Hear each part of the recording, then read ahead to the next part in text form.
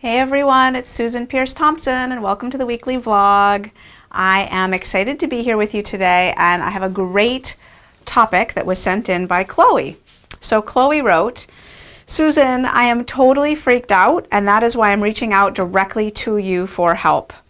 An article that someone shared with me makes bright line eating sound like a mental health disorder. I'm trying to stay calm, but wow. Here is the link to the article about Orthorexia nervosa. I would love to get some reassurance from you in regards to this, since a lot of behaviors that seem to define this mental disorder is really stuff we do in bright line eating. Thanks for your time, Susan. Chloe. Oh, Chloe. This is not the first time I've gotten this question, and I think it's a really good one to address in this vlog. So yeah, there has been a recent definition of a new kind of eating disorder called Orthorexia nervosa, and it basically means obsessive preoccupation with healthy eating. But it's a mental disorder, so to an extreme. So they define this as someone who says, all right, I'm not eating any sugar, and okay, then I'm not eating any flour, and I'm not eating any gluten ever, and I'm not eating any wheat or dairy or soy, and I'm not eating any foods with that are processed, that have pesticides or colors or flavorings. I'm not eating anything artificial. I'm not eating fruit with meals because of digestion issues, and on and on and on. And a preoccupation with studying healthy eating and making sure eating is maximally healthy. So, some of these things we do in bright line eating. We don't eat any sugar. We don't eat any flour. We do get pretty precise about our food. The vast majority of us do not have anything close to orthorexia nervosa. Now, there might be some people in bright line eating who have orthorexia nervosa. There might be some people in bright line eating who have anorexia nervosa or bulimia nervosa as well. But they're totally separate issues. So let me describe what I think the difference is. Orthorexia nervosa is an eating disorder, which means it is a mental health issue. So I taught a unit in Psych 101, Introductory Psychology, at the college level for many years on mental disorders. And to diagnose a mental disorder is tricky because there's gray area. It's a continuum. But when I taught Psych 101, there were 3 criteria that I talked about as us needing to consider when we're thinking about whether we have a mental disorder, whether our friend does, diagnosing somebody with a mental disorder, etc. And those 3 criteria are deviance, dysfunction, and distress. The 3 Ds: deviance, dysfunction, and distress. Let's talk about those for a second. Deviance means how deviant is this person's behavior from mainstream society.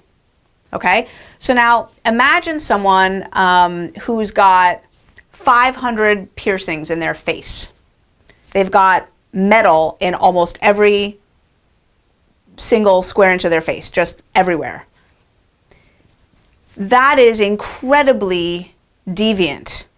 People don't usually present in society with that many piercings in their face. I think having 1 or 2 piercings in one's face is now within the realm of kind of what we see out and about, but that many, no.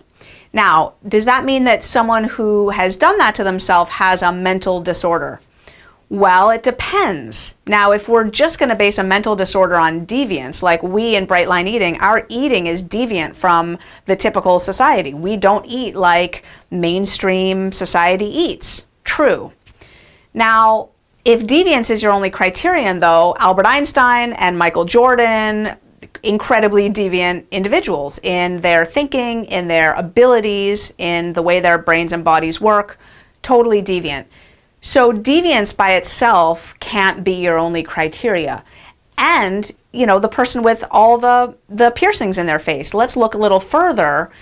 Imagine someone comes into a psychologist's office with 500 piercings in their face and they say, doctor, do I have a psychiatrist's office? Doctor, do I have a mental disorder? Well, the psychiatrist is going to ask some questions at that point. There's not enough information to make a diagnosis. We need to find out about dysfunction and distress, the other 2 Ds, because being deviant alone is not enough. dysfunction and distress. Dysfunction means how much is the person's behavior or state of mind influencing or impairing their ability to hold a job, their ability to form relationships, good relationships with their friends and family, their ability to bathe and dress themselves and function on a daily basis, their ability to engage in the activities of daily living. Is their functioning impaired by their mental disorder?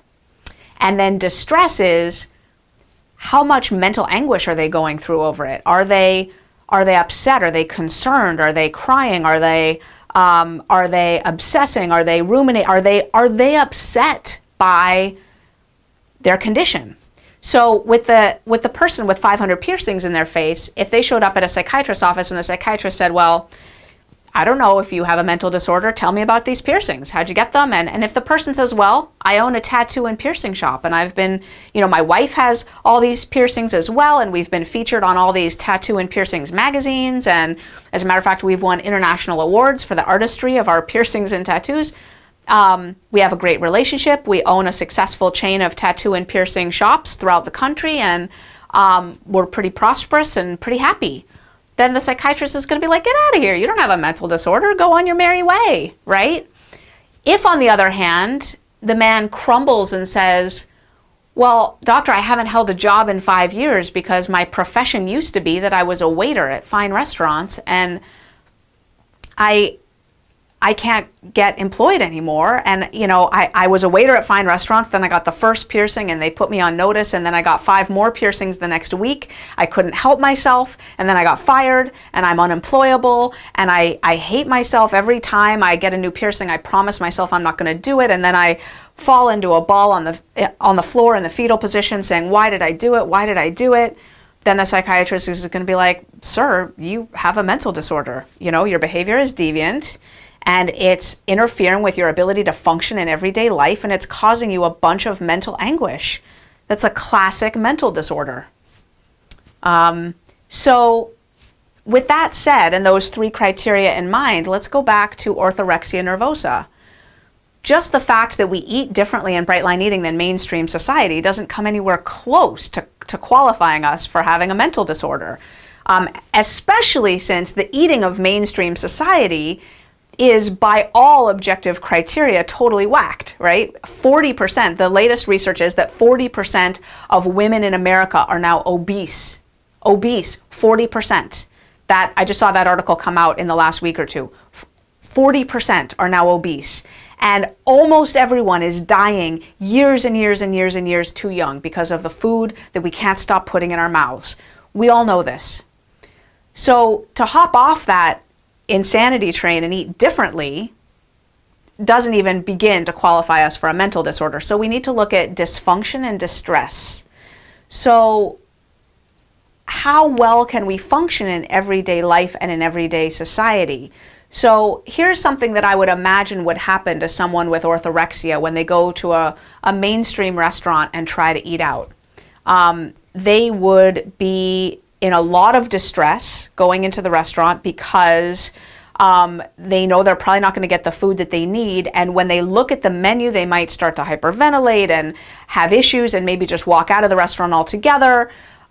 Because the salad that's on the menu and the side of sauteed spinach that they were thinking about ordering and the salmon that they were thinking about ordering, they know that salmon's not necessarily going to be wild caught, it's going to be farm raised, and the salad isn't going to be made with organic greens, and the spinach isn't going to be organic, and there's going to be pesticides on there, and they simply cannot tolerate the thought of having those pesticides in their body, and they flee.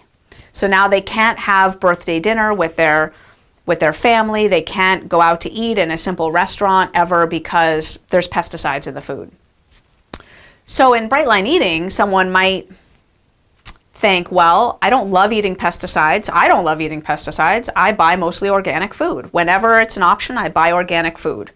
When I want some apples and there aren't organic ones, I buy a conventional apple. I wash it well and I assume that I'm going to live. When I go out to eat, I order a salad. I order the side of spinach. I eat the food. As a matter of fact, until I had to record this video, it literally never dawned on me it probably dawned on some of you, but it just, honestly, it never dawned on me. Right, that's not organic. Like, I'm eating pesticides there. I'm not hyperventilating over that. I'm having birthday dinner with my family out. So, like, how do I feel inside my skin? I feel frickin' fantastic. So I don't know, Chloe, how do you feel inside your skin? Do you feel all twisted up in your head because you're pushing the needle ever closer to eating healthy, and you feel like you just can't quite get there, and it's like a big issue to you? Or do you feel like with your bright lines intact, you've got the boundaries that you need and you're kind of good to go?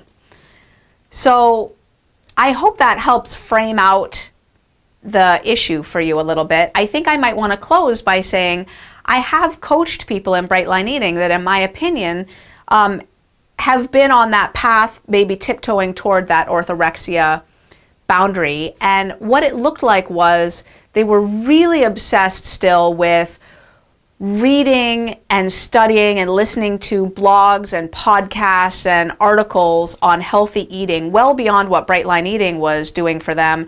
They just wanted to maximize their healthy eating more and more and more, and were really thinking about tweaking the bright line eating plan because they wanted to eat more vegetables still, and they wanted, it was still kind of really a mental rigmarole for them. And I've worked with some of those individuals and helped them to just trust that with bright line eating, their eating is healthy enough, and they could take some of that time that they were spending on health podcasts and reading articles incessantly and summits and all that stuff, and redirect some of that time to hobbies and to being with friends and family and to connecting with their higher purpose and their calling in this world. Now that their weight is taken care of and their food is taken care of, there's so much life to be lived. There's so much life to be lived. So bright line eating is a means to an end. We're not here to maximize healthy eating to the nth degree. We get our eating so healthy that further improvements are probably, they all come out in the wash, right? I don't know that anybody has the answer on the perfect healthy diet. But with bright line eating, we eat so well that it frees us up to be closer to our friends and family, to be fabulously happy living in our bodies, in our skins, to feel great meeting the day. And that's what it's about. That's what it's about. So are we a little deviant? Yeah. We're not on the path of eating the way mainstream society eats. Is that a bad thing? I guess it depends on your point of view. Not to my eye. Not to my eye. But are we dysfunctional and are we experiencing a lot of distress? That's what each of us needs to answer inside of ourselves. For me, the answer is a resounding no. Like, no, I'm not. So anyway, I hope that helps, Chloe. It's a great question. Thank you for that fabulous topic. And if you have a subject you would like me to address on the weekly vlog, just send it in. I'm at susan@brightlineeating.com. I'll see you next week.